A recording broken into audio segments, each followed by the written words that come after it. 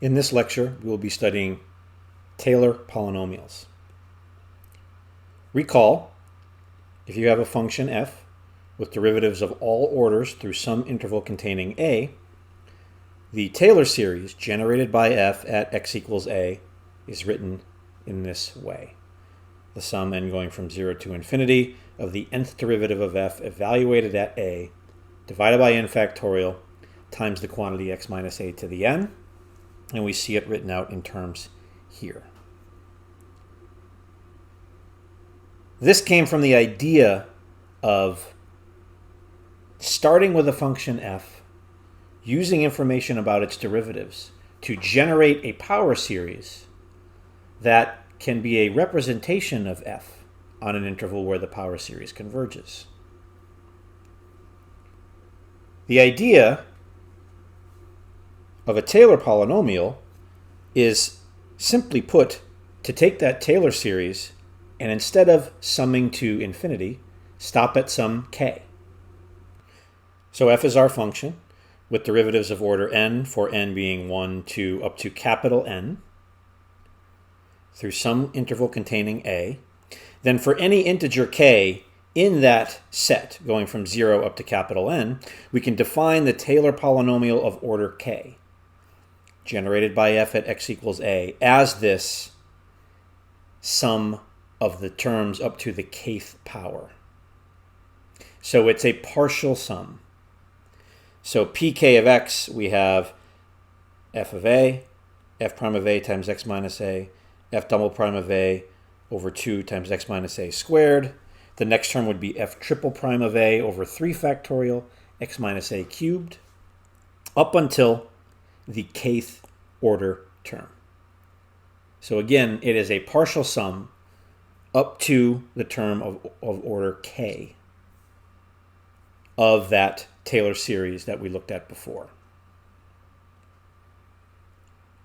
Taylor's theorem, which qualifies as one of the most important theorems in calculus, definitely the most important theorem that you see when you study series in calculus. This says that if f has derivatives of all orders in interval I containing a, then for each non-negative integer k and each x in I, we have the following relationship. F of x is equal to, this is the kth degree Taylor polynomial that we defined on the previous slide, plus rk. And rk we call the remainder of order k. And here's the key thing. The power of Taylor's theorem is in this expression for rk. Rk is the k plus first derivative of f at c, and that's going to be the key, is this c, over k plus 1 factorial times x minus k to the k plus 1, for some c between a and x. This looks an awful lot like the first term that we left out. Let's go back. Look at the kth ordered term. Kth derivative of f at a over k factorial times x minus a to the k. If we increase k to k plus 1, we get this expression with the one modification of c. And the key thing about Taylor's theorem is that we don't know what c is.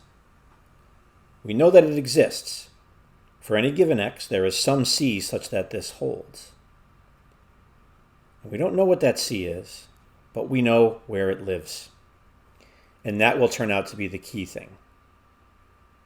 So this is a very powerful theorem.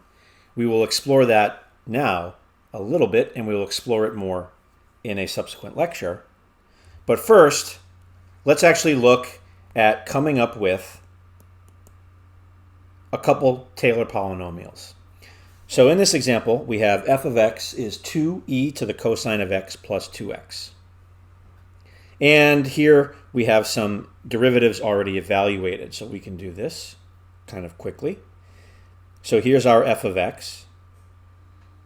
To take its first derivative, we use the chain rule. So f prime of x is going to be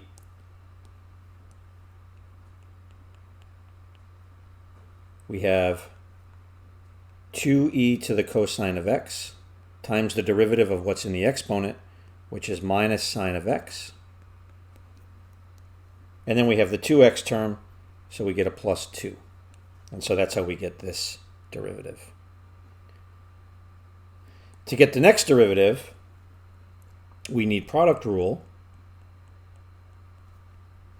And so if we write this, if we consider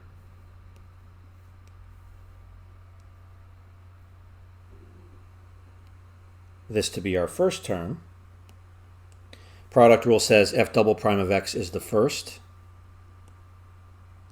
2e to the cosine of x, times the derivative of the second. The derivative of sine of x is cosine of x, so the derivative of this term will be negative cosine of x. So there's our first term from product rule. Then we have plus the second times the derivative of the first. And again there, we get 2e to the cosine of x times minus sine of x. And then, of course, the derivative of 2 is 0. And we see when we simplify this, we can factor out a 2e to the cosine of x, and what's left is a positive sine squared minus cosine of x. So we can see the process to get our derivatives. And then we are going to do Maclaurin polynomials.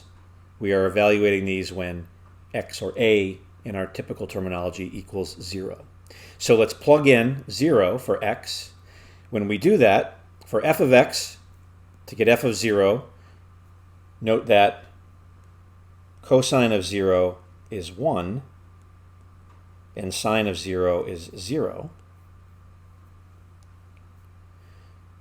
So here we would get 2e to the 1 plus 2 times 0, or 2e. When we plug 0 into f prime, this sine of x will be a sine of 0 term. That will 0 out this term, and we're left with 2.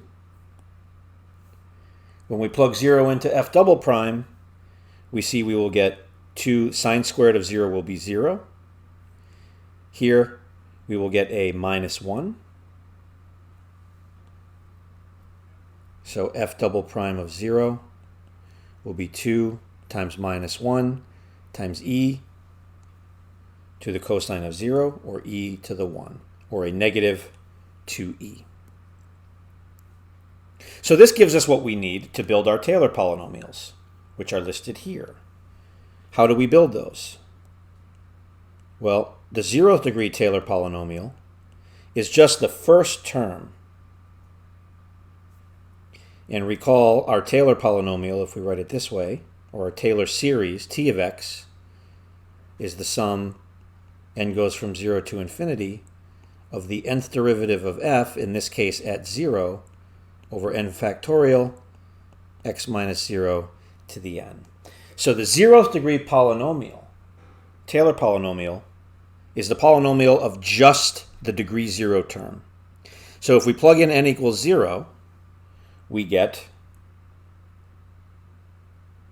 f of 0 over 0 factorial times x to the 0, which is 1, or just f of 0, recalling that 0 factorial is by definition 1.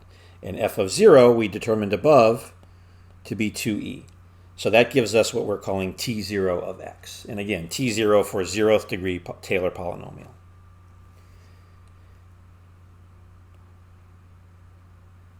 To get t1 of x, which would be the next degree Taylor polynomial, we include the n equals 0 and the n equals 1 term.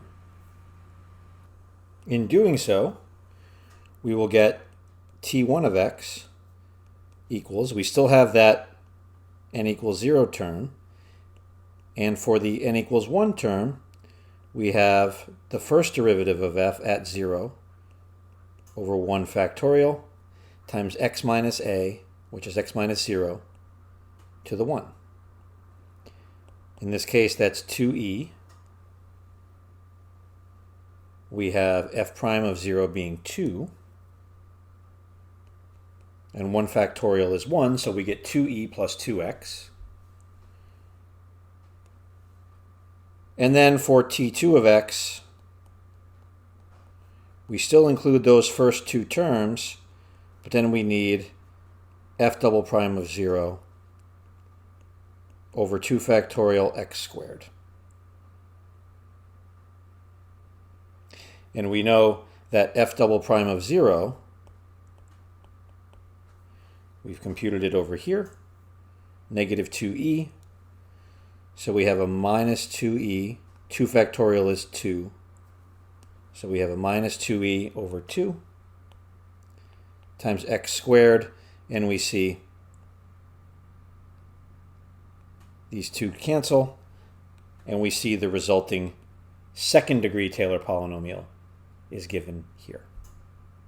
So this is how you construct Taylor polynomials. You're doing partial sums of a Taylor series. And this leads us to the idea of Taylor's theorem, sort of a second part to Taylor's theorem, where we have f having derivatives of all orders.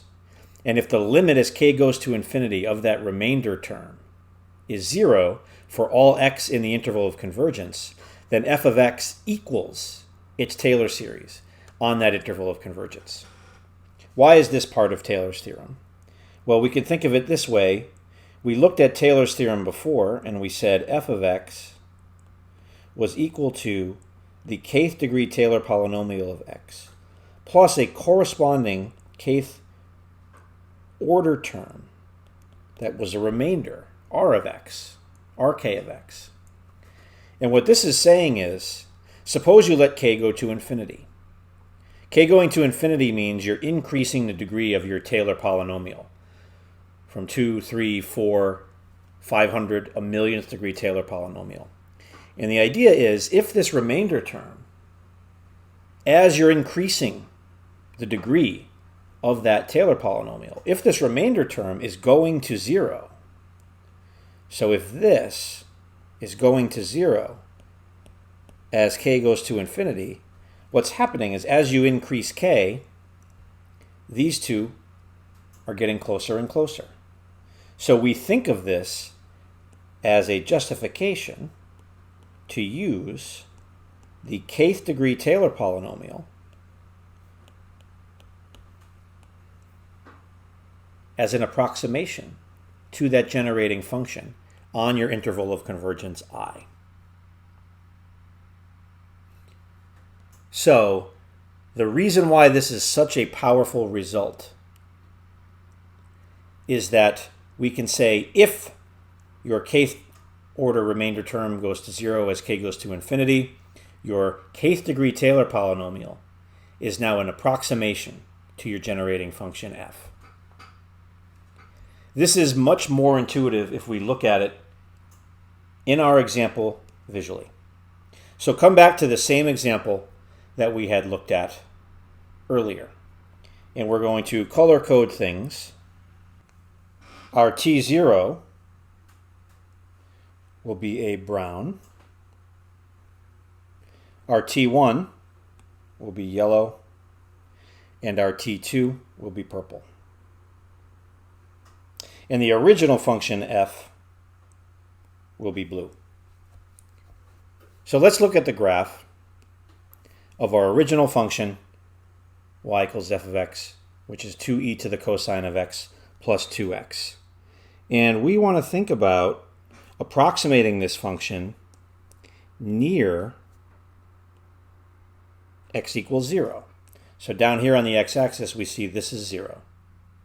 So before we even knew anything about Taylor polynomials, what would be a natural way to approximate this function near 0? Well, one way would be to say,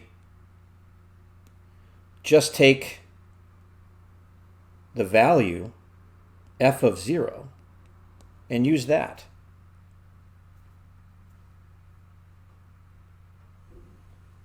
And so this would be f of 0.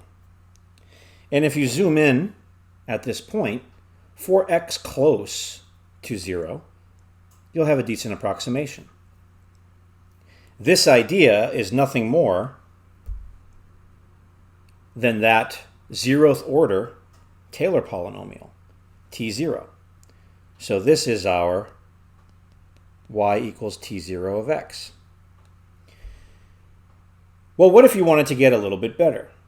As students of calculus, we've studied the idea of linear approximation before. And when we studied that, we learned that the linear approximation is nothing more than the tangent line.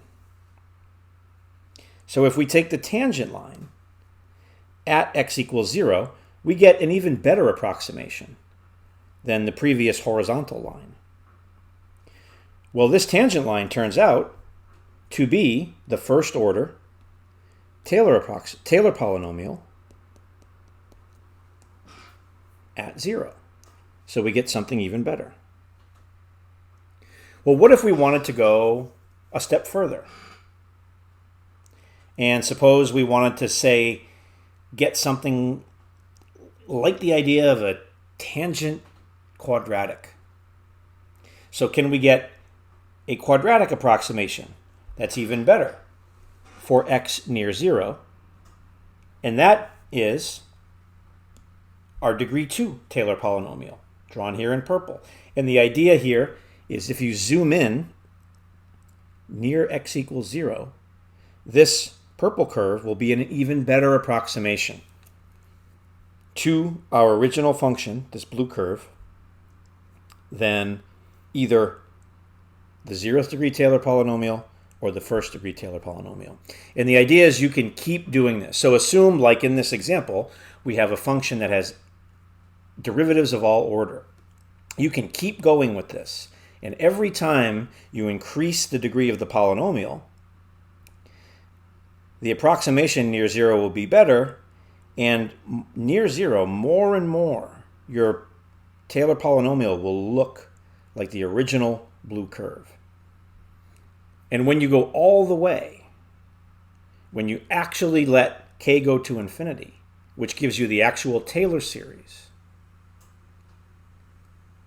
on the interval of convergence, these approximating polynomials will snap into place when you take that limit to be exactly the same as the function itself. And that's the true power of Taylor's theorem, Taylor series, and actually a lot of what we study up to this point. If you think about our journey of learning about sequences, convergence of sequences allowed us to define convergence of series. With convergence of series, we had to make sense of summing up an infinite list of terms. Then we introduced the idea of a variable, which gave us power series. And then we introduced the idea of taking a differentiable function, a function we can differentiate, say, as many times as we want. Can we use that to start generating polynomials to approximate it? And that's what leads us here. That's the power of Taylor's theorem. And in practice, in math, applied math, computer science, all kinds of engineering and science applications, it is a very common practice to take a given function that you're working with and take a Taylor polynomial approximation to it. And oftentimes, they're actually of low degree, 0, 1, or 2. This is used vastly in STEM fields across the board. We will delve a bit more into this in terms of how we use it and how you actually show that, say, the Maclaurin series for e to the x actually converges to e to the x in a subsequent lecture.